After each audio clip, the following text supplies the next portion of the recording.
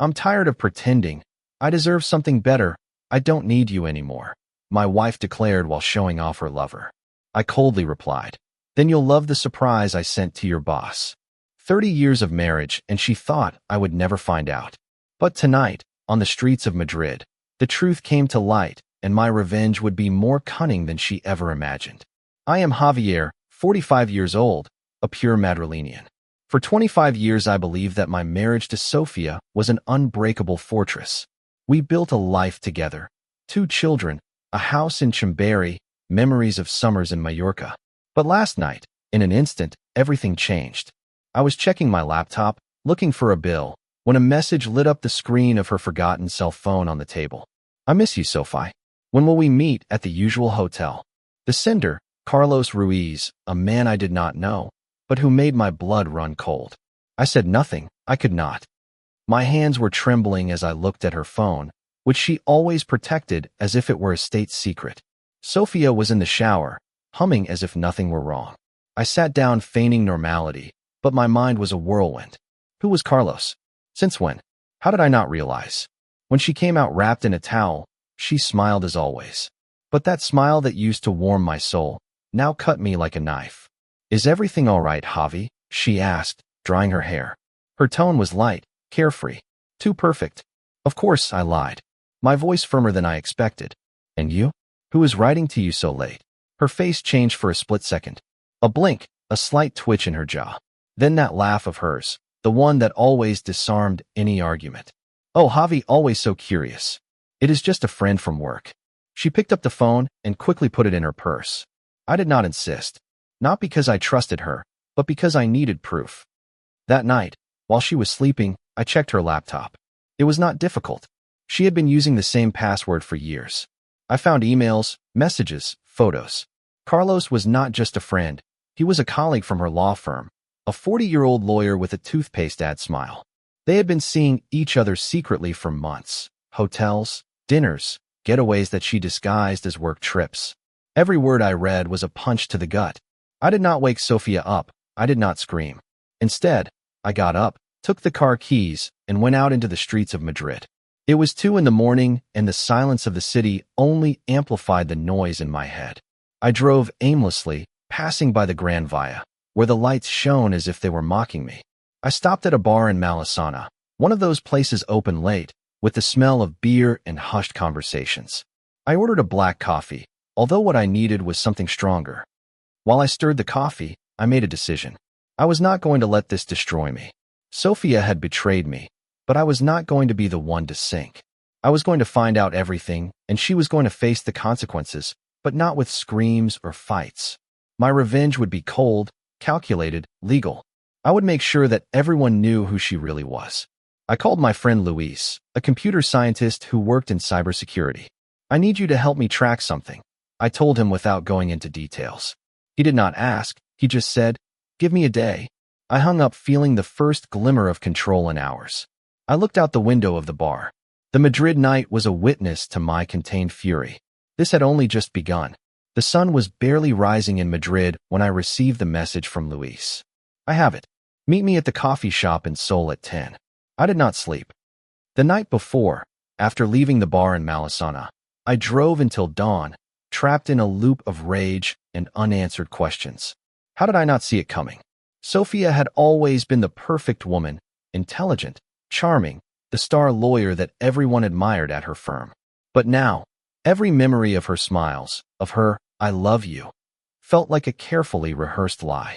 I arrived at the coffee shop early. Luis was already there, with his laptop open and a serious look that I had never seen on him before. I sat across from him without preamble. What did you find? I asked, my voice low but firm. He turned the screen towards me. There were emails, screenshots of messages, even records of reservations at boutique hotels in downtown Madrid. Everything confirmed what I already knew. Sofia and Carlos had been seeing each other for months, planning meetings at times she justified as work meetings. But what made me clench my fists was a new detail, a bank transfer. Sofia had used our joint account to pay for a getaway to Barcelona with him. My money, our life, her betrayal. There is more, Luis said, lowering his voice. Carlos is not just a colleague, he is married. He has 2 young children. His wife has no idea. I felt a pang of bitter satisfaction. I was not the only one being cheated on, but I also knew that this complicated things. If I wanted to expose Sophia, I had to be strategic. It was not enough to confront her. I needed her perfect world to crumble without me looking like the villain. I went home at noon. Sophia was in the kitchen making coffee as if nothing had happened. She looked at me with that smile of hers, the one I now knew was a mask. "Where were you last night, Javi? I was worried about you," she said with a tone that sounded almost convincing. I wanted to scream at her, to throw the evidence in her face, but I held back. Instead, I smiled. I just needed to clear my head. "A lot of work," I lied, imitating her own game. She nodded in relief and continued with her routine. But I had already decided my next move. That afternoon, I contacted a lawyer friend, Miguel, a specialist in divorces. I told him everything without omitting details. I want her to pay, Miguel, but legally, without violence, without public scandals. I want everyone to know who she is, but without me losing control. Miguel listened in silence, taking notes. "We can start with an audit of your joint finances," he suggested. "If she used your money for her affairs, that is a point in your favor. And if we expose the infidelity discreetly, her reputation at the firm could be shaken." "But Javier, this will be tough." "Are you sure?" I nodded. I was more than sure. That night, Sophia announced that she had a work dinner at a restaurant in Salamanca. I knew it was a lie. Thanks to Luis, I had the name of the hotel where she and Carlos planned to meet afterwards. I did not follow her. I did not need to. Instead, I sent an anonymous email to Carlos's wife with enough evidence for her to start asking questions. I did not sign with my name. I did not need to. Letting Carlos face his own chaos would be the first blow. The next day, the tension at home was palpable. Sophia was nervous, constantly checking her phone. "Is everything okay?" I asked, feigning concern. She muttered something about a problem at work and left in a hurry. I smiled to myself. The plan was in motion, but then my phone vibrated. It was a message from an unknown number. "I know what you were doing. Stop before it gets worse." My pulse quickened. Was it Carlos? Sophia? Or was someone else involved? The game had just gotten more dangerous, and I was not willing to back down. The anonymous message left me cold. "I know what you were doing. Stop before it gets worse." I read it over and over again, sitting in my car in front of Miguel's office.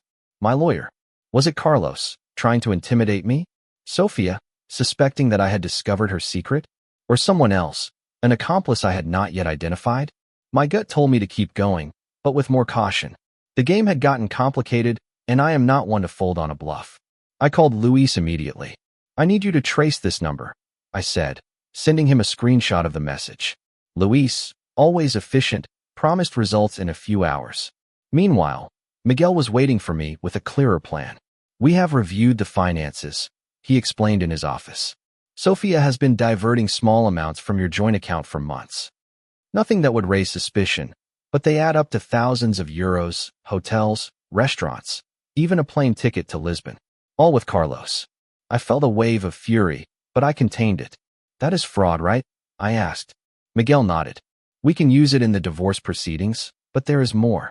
The law firm where Sophia works has a strict code of ethics. If it becomes known that she had a relationship with a married colleague, her career could be at stake." That information was a weapon, but I had to use it with precision. I did not want to destroy Sophia out of blind revenge. I wanted justice, for her to face the consequences of her choices.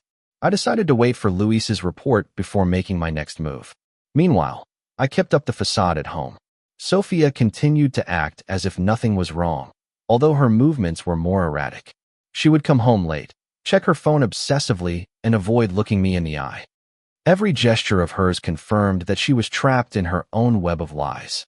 That night, while she was at a meeting, I got a call from Luis. "The number is from a prepaid phone. Impossible to trace directly," he said. But I found something interesting.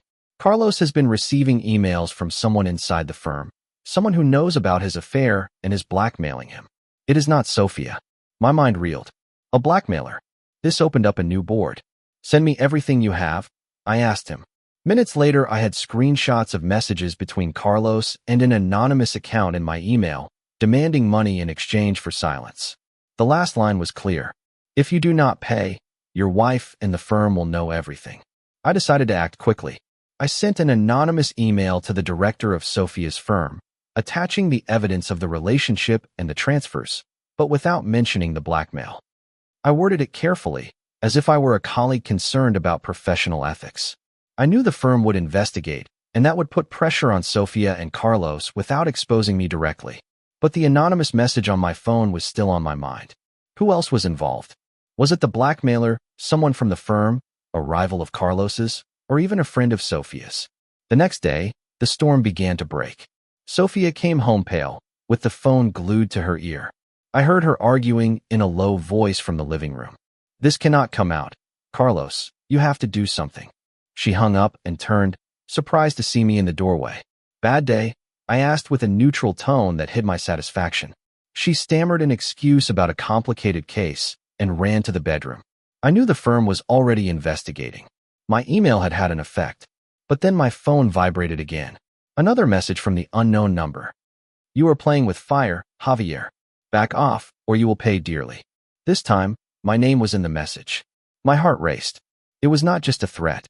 Someone knew exactly who I was and what I was doing. I called Luis again. "I need you to check the security cameras at the firm. Someone is following me." The game had become personal, and now I was not only facing Sophia and Carlos, but an invisible enemy who seemed to be one step ahead. The second anonymous message, "Are you playing with fire, Javier? Back off, or you will pay dearly," echoed in my head as I drove through the streets of Madrid, with the Gran Via crowded with lights and noise. My name in that message changed everything. It was not just a bluff. Someone knew who I was and what I was doing. Was it Carlos, protecting his affair? Sophia, suspecting that I had discovered her double life? Or the mysterious blackmailer that Luis had tracked? My instinct told me to move quickly, but carefully. One false move, and everything I had planned would fall apart. I called Luis from the car. "I need more, my friend. What about the firm's cameras?" Luis, on the other end of the line, sounded tense. "I am on it, but hacking the security system is not that easy. Give me until tomorrow. In the meantime, be careful, Javi. Whoever wrote to you knows more than you think." I hung up with a knot in my stomach. I could not go home. Not with Sophia acting as if nothing was wrong, while the firm investigated the evidence I had sent anonymously. I decided to spend the night in a small hotel in Chueca, a discreet place where no one would look for me. The next day, Miguel, my lawyer, summoned me to his office. "The firm has suspended Sophia and Carlos while they investigate," he informed me, looking through some documents. "They found irregularities in the firm's accounts, in addition to the transfers from your joint account. This is big, Javier. You could use this to negotiate a favorable divorce, but you could also expose them publicly if you want to go further." I hesitated. Exposing them was tempting, but I wanted Sophia to face the consequences without me becoming the villain of the story. "Prepare everything for the divorce," I said, "but keep my name out of the firm's investigation. Let them think it was an internal tip." That afternoon, Luis sent me an encrypted file. "I found something on the cameras," he wrote. "An unidentified guy entering the firm after hours. It is not Carlos or anyone from the staff. I think it is your blackmailer." The video showed a blurry figure in a hoodie manipulating a computer in Sophia's office. My pulse quickened. This was not just an affair, there was something bigger at stake. Was Sophia involved in something more shady with Carlos, or was this stranger using them for his own purposes? I decided to set a trap. I sent a message from an anonymous email to the blackmailer, using the same address that Luis had tracked. "I know who you are. Meet me tonight at the Retiro Park, by the pond, at 10 p.m. If you do not come, I will hand everything over to the police." It was a risk, but I needed to know who was behind the threats. I bought a prepaid phone and made sure to bring a small recording device that Luis had provided. If this went wrong, at least I would have proof. I arrived at the Retiro early, hidden in the shadows of the trees. The night was cold, and the pond reflected the lights of Madrid like a broken mirror. At 10:05 p.m., a figure approached. It was not Carlos or Sophia. It was a woman of about 40 with a nervous posture. She stopped near the pond, looking around. I approached slowly, keeping calm. "Who are you?" I asked, my voice firm. She took a step back, surprised. "I am not your enemy, Javier," she said, her voice trembling. "I am Marta, Carlos's secretary. I know what he and Sophia have been doing, and I also know you are behind the email to the firm." My mind was working a mile a minute. You sent the messages? Why? Marta looked down. I wanted them to pay. Carlos promised me a promotion if I kept quiet about his affair, but he betrayed me. I tried to blackmail him, but when I saw that someone else was pulling the strings, I knew it was you. She explained that she had hacked Sophia's computer to gather evidence against Carlos, but she never planned to threaten me directly. The messages were a desperate attempt to scare me into stopping. I did not trust her, but her story fit. I told her to stay out of it and not to contact me again. I recorded every word, knowing I could use it as insurance. When I got back to the hotel, Luis called me with news. The guy on the cameras was not Marta. Is there someone else, Javi? Someone with access to the firm's servers? The revelation hit me like a lightning bolt. There was a third player, someone who had not yet shown their face. And then my phone vibrated. A new message. Nice try at the Retiro, but you are not as close as you think. This time, the message included a photo. Me, standing by the pond, taken minutes before. Someone was watching me. The photo taken at El Retiro, with my silhouette by the pond, haunted me all night. Someone was watching me, someone who knew every step I took. It was not Marta, Carlos's secretary, nor Sofia, not even Carlos himself. There was a third player, a cunning one, who was pulling the strings from the shadows. My plan to expose Sofia's betrayal had turned into a dangerous game, and now I was trapped in a match where I did not know all the rules, but I was not going to back down. I had come too far. I called Luis from the hotel in Chueca, where I had hidden. I need you to check everything again, I said with a tense voice. That third player, the one who photographed me, has access to more than just the firm's cameras. Find out who it is. Luis promised to work all night. Meanwhile, I contacted Miguel, my lawyer, and sent him the recording of my meeting with Marta. This is getting complicated, I warned him. Someone else is involved, and I do not know if it is personal or if Sofia and Carlos are into something bigger. Miguel advised me to keep a low profile while he moved forward with the divorce papers, making sure that Sofia's fraudulent transfers were the core of my case. That morning I decided to confront Sofia. I could not keep feigning normality while the firm investigated and a stranger stalked me. I arrived at our house in Chambéry at noon. She was in the kitchen, talking on the phone, but she hung up as soon as she saw me. Javi, where have you been? She asked with a tone that mixed concern and nervousness. I did not answer immediately. I sat at the table, looking at her fixedly. We need to talk, I said, my voice cold. She tensed, but nodded. Who is Carlos Ruiz? I asked bluntly. Her face paled, and for a second I thought she would deny everything. But then she sighed, defeated. You know, right? She murmured. I did not answer, letting her speak. I did not want it to happen, Javi. It was a mistake. Carlos and I, it just happened. Her voice trembled, but I did not see remorse, only fear of being discovered. A mistake, I replied. You used our money for your getaways. You lied for months. That is not a mistake, Sofia. It is a betrayal. She tried to interrupt me, but I raised a hand. I do not want excuses, I just want the truth. Who else is involved? Who is following me? Her eyes widened, confused. Following you? I do not know what you are talking about. Her reaction seemed genuine, but I no longer trusted her. Before she could answer, my phone vibrated. It was Luis. I have him, he said. The guy on the cameras is Diego Vargas, a private investigator hired by someone inside the firm. It is not Carlos or Sofia. I think it is the main partner, Alvaro Gomez. He is cleaning up his own mess. I hung up, my mind racing. Alvaro, Sofia's boss, had a history of covering up scandals at the firm. If he was behind this, it meant that Sofia and Carlos's affair was just the tip of the iceberg. I decided to act. I sent an anonymous email to the firm's board, this time with complete evidence, Sofia and Carlos's emails, the transfers, Marta's recording, and a fragment of the video of Diego Vargas entering the firm. I titled it, Corruption and Cover-Up in Your Firm. I knew this would not only expose Sofia and Carlos, but it would also put Alvaro in a tight spot. But I still had to deal with the direct threat. I contacted Diego Vargas through a number that Luis traced. I know who you are and who you work for, I wrote to him. Meet me tonight at the Plaza Mayor, or I will give everything to the press. It was a bluff, but I needed to draw him out of hiding.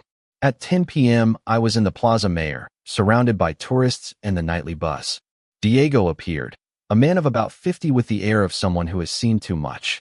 You do not want to mess with Alvaro, he said without preamble. He knows what he is doing, and he does not like people snooping around. I showed him the recording device in my hand. This is already in the cloud. If anything happens to me, it gets published. Talk. Diego sighed. Alvaro hired Carlos for a shady case, something about money laundering. When he found out about his affair with Sofia, he paid me to watch them and make sure they did not talk. But you complicated everything with your anonymous emails. It all fit together. Alvaro was protecting his own empire, using Sofia and Carlos as pawns, but I was not a pawn. I handed the evidence over to the police through a contact of Miguel's, making sure my name stayed out of it. The next day, the firm was in chaos. Alvaro was suspended. Sofia and Carlos were facing termination and possible fraud charges, and Carlos's wife had initiated her own divorce proceedings after receiving my anonymous emails. I went home one last time to get my things. Sofia was there, crying. I lost everything, Javi, she said. My job, my reputation. Why did you do this? I looked at her without anger, only with clarity. You did it, Sofia. I just let the truth come out. I took my suitcase and left without looking back. That night, I met up with my brother Daniel at a bar in Lavapiés. You are free, he said, raising his beer. I smiled for the first time in days. Yes, I am. I drove through Madrid at dawn, the streets empty and the sky tinged with orange. I did not need to understand why Sofia had betrayed me. I did not need to take revenge beyond the justice I had already found. For the first time in 25 years, I was just Javier, and the road ahead was mine. Sofia's betrayal broke me, but it also freed me. And as the sun rose, I knew I was ready to start over.